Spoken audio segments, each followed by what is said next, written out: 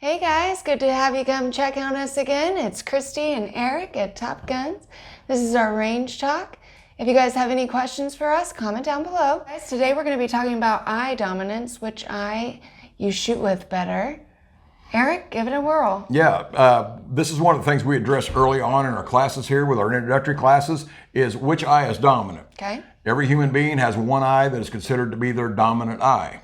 I've heard this before. Yep. It also answers the question, do I close one eye when I shoot a handgun? Yes. It's kind of an open-ended question. Okay. I always tell people this. The boxer Mike Tyson.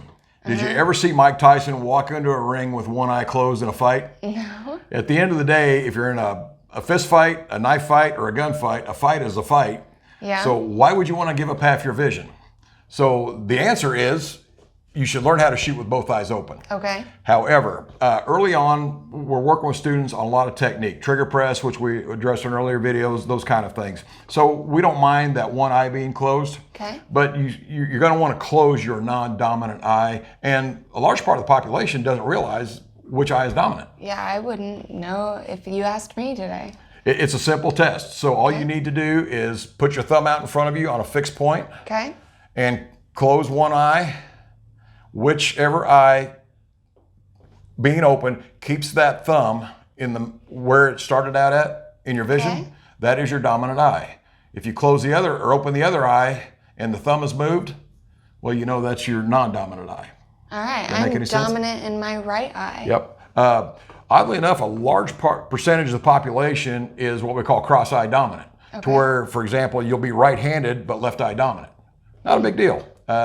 We teach what's called the strong side back stance here. So all I would simply do, rubber gun here, folks, is bring the gun. If I were right-handed and left eye dominant, I would just simply bring the gun over to my left slightly under my dominant eye. Okay. Hopefully keeping both eyes open, which that could be very much a learned technique or learned skill set, excuse me, but it's one that people need to learn how to do. It's all about not giving up your peripheral vision.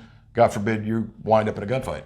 So if I learn to become both-eyed open when shooting, I'm going to want to put that gun still under more my right side since I seem to be right-hand dominant. Excellent question. Yeah, you'll still want to keep the firearm under your dominant eye even though you're keeping both eyes open. Absolutely. right. Yeah, that'll give you your best sight picture.